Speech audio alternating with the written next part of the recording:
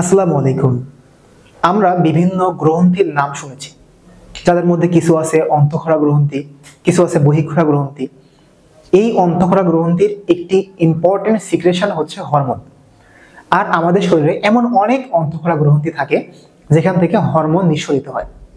তো তার ভিতরে সবচেয়ে মাস্টার গ্ল্যান্ড যেটি, সবচেয়ে মেজর গ্ল্যান্ড যেটি, সেটি হচ্ছে পিটুইটারি গ্ল্যান্ড বা পিটুইটারি গ্রন্থি। তো আজকে আমাদের আলোচনার বিষয় হচ্ছে দি master gland of our body, the pituitary gland. তো চলো প্রথমে জানি যে পিটুইটারি গ্ল্যান্ড কোথায় থাকে। মনে রাখবে যে মাস্টার, সে সবকিছুকে মেনটেন করতেছে, সো সে অবভিয়াসলি আমাদের মস্তিষ্কে থাকবে, ব্রেনে। সো আমাদের এই মাথার করোটির ভিতরে একটা নির্দিষ্ট জায়গায় এই পিটুইটারি গ্রন্থি অবস্থান করে। এখন চলো পিটুইটারি গ্রন্থির কাজ জেনে আসি। এটি হচ্ছে এমন একটি গ্রন্থি যার আকৃতি সবচেয়ে ছোট, অর্থাৎ এটি সবচেয়ে ছোট একটি গ্রন্থি, কিন্তু এটি সবচেয়ে বেশি কাজ করে। কিভাবে? সে নিজে কোনো কাজ করে না, বাট সে সবাইকে দিয়ে কাজ করায়। এটি হচ্ছে তার একটা গুণ।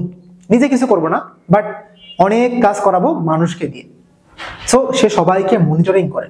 তুমি আমাদের থাইরয়েড গ্রন্থি বলো বা আমাদের অ্যাড্রেনাল গ্রন্থি বলো, যাই বলো, সমস্ত গ্রন্থির উপরে তার একটা কর্তৃত্ব আছে। শুধুমাত্র দুইটা গ্রন্থি বাদে, একটি হচ্ছে অগ্নাশয় আর একটা হচ্ছে যকৃৎ।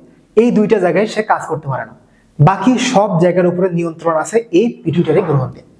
এখন চলো কিভাবে দেখো। এই পিটুইটারি গ্রন্থিকে আমরা সামনে একটা চেম্বার দেখতে পাই আর পেছনের দিকে একটা চেম্বার দেখতে পাই। সো আমাদের পিটুইটারি গ্রন্থি হচ্ছে দুই অংশে ভাগ করতে পারি, একটা হচ্ছে সামনের অংশ, একটা হচ্ছে পিছনের অংশ। ইংরেজিতে বলা হয় অ্যান্টেরিয়র পিটুইটারি গ্ল্যান্ড আর পোস্টেরিয়র পিটুইটারি গ্ল্যান্ড।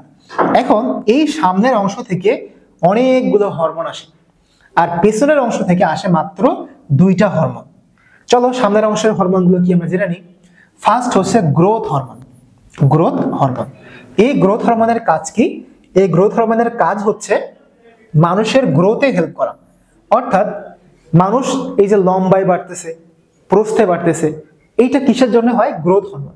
তো এই গ্রোথ হরমোন যদি আমাদের শরীরে কমে যায়, তাহলে দেখবা মানুষের আকৃতি ছোট হয়ে যায়।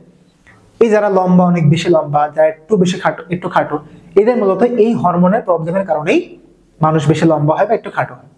আরেকটা হচ্ছে থাইরয়েড স্টিমুলেটিং হরমোন, টিএসএইচ।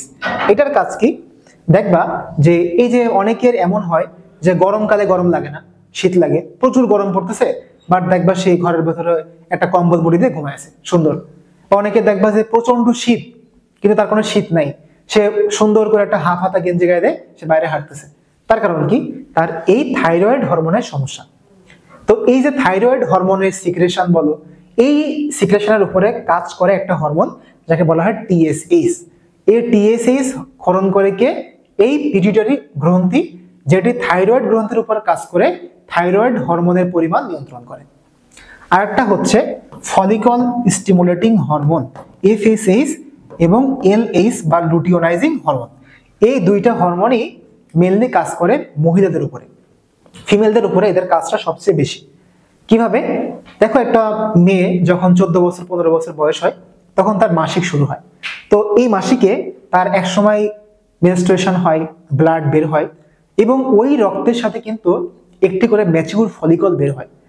একজন মেল তার জীবনের শেষ দিন পর্যন্ত ফার্টাইল থাকে, অর্থাৎ যেদিন সে মারা যাবে তার আগের দিন পর্যন্ত সে বাচ্চা নিতে সক্ষম।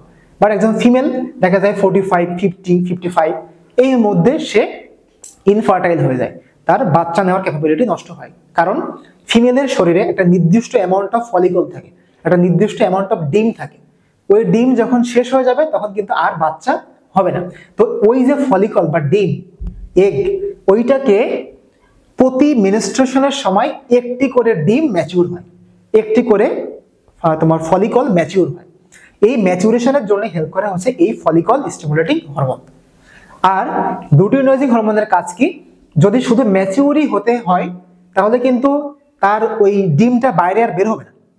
সো ম্যাচুরেশন যখন শেষ হয়ে যায়, তখন এফএসএইচ এর পরিমাণ কমে যায় এবং এলএইচ এর পরিমাণ বেড়ে যায়। বেড়ে গেলে তখন দেখা যায় ওই ফলিকলটা বাস্ট হয়ে ডিমটা বাইরে বেরিয়ে চলে আসে। হ্যাঁ, তারপর দেখো এসিটিএইচ নামক আরেকটা হরমোন আসে। এই এসিটিএইচ এর কাজ কি? তারা কিডনির উপরে থাকে একটা অ্যাড্রেনাল গ্রন্থি, ওই অ্যাড্রেনাল গ্রন্থির উপরে কাজ করে তারা ওইখান থেকে কিছু অ্যাড্রেনালিন, নরঅ্যাড্রেনালিন, অ্যালডোস্টেরন এমন কিছু হরমোন তৈরি করে, যারা আমাদের মেনলি শরীরের রক্তের চাপ নিয়ন্ত্রণ করে। এখানে আরো অনেক হরমোন আছে, চলো আমরা একটু পেছনের হরমোনগুলো সম্পর্কে জানি। পেছন থেকে আমাদের দুইটা হরমোন আসে, এটাকে বলা হয় এডিএইচ এবং এটাকে বলা হয় ভেসোপ্রেসিন। ভেসোপ্রেসিন, এই এডিএইচ এর নাম তো তোমরা সবাই জানো। এডিএইচ কি করে? অ্যান্টি ডায়ুরেটিক হরমোন, যারা আমাদের মূত্রের পরিমাণটা কমায়। যখন আমাদের রক্তের পরিমাণ বেশি হয়ে যায়, অর্থাৎ রক্তের ভলিউম বেড়ে যায়, তখন সে কি করে? কম কম পরিমাণে আসলে তখন বেশি বেশি পরিমাণ মূত্র ত্যাগ হয়ে রক্তের পরিমাণ কমে যায়। আবার যখন রক্তের পরিমাণ কমে যায়, তখন সে বেশি বেশি পরিমাণে ক্ষরিত হয়ে তখন ইউরিনের পরিমাণটা কমাই দিয়ে রক্তের পরিমাণটা বাড়ায় দেয়। আর ভেসোপ্রেসিন যেটা, সেটি দেখো নাম হচ্ছে ভেসোপ্রেসিন। ভেসো মানে হচ্ছে ভেসেল বা রক্তনালী, আর প্রেস মানে হচ্ছে চাপ দেওয়া। অর্থাৎ যদি রক্ত কমে যায়, তখন সে কি করে? সাথে সাথেই রক্তনালীকে চাপ দিয়ে রক্তচাপটা সাডেনলি বাড়ায় দেয়, যাতে কোনো রকম ভাবে রক্তচাপটা কমতে না পারে। তার পরবর্তীতে তুমি হচ্ছে এডিএইচ দিয়ে বা থার্স্টি সেন্টার দিয়ে যাই করো না কেন, রক্তচাপটা বাড়াও, কিন্তু ইনস্ট্যান্টলি রক্তচাপটা বাড়ানোর জন্য আমাদের হেল্প করে এই ভেসোপ্রেসিন। তাহলে এই ভেসোপ্রেসিন দিয়ে আমাদের রক্তচাপ মেনটেন হয়, এডিএইচ দিয়ে শরীরের ভলিউম মেনটেন হয়, আর এই যে আমরা অ্যান্টেরিয়র যে গ্ল্যান্ড, সেগুলো দিয়ে দেখো কত কাজ হয়। তাহলে এই জন্যেই পিটুইটারিকে বলা হয় দি মাস্টার গ্ল্যান্ড। দেখো অন্য কোনো গ্রন্থি আমাদের শরীরে এতগুলো কাজ করে না, তারা গুরুত্বপূর্ণ কাজ করে, বাট এতগুলো কাজ তারা কিন্তু কেউই করে না। এই জন্যই পিটুইটারি গ্ল্যান্ডকে বলা হয় সবার নিয়ন্ত্রক, অর্থাৎ সে নিজে কিছু করে না, বাট সে অন্যকে দিয়ে অনেক কিছু করায়। So pituitary is called the master gland of our body. তো আজকে এই পর্যন্তই, থ্যাংক ইউ সো মাচ।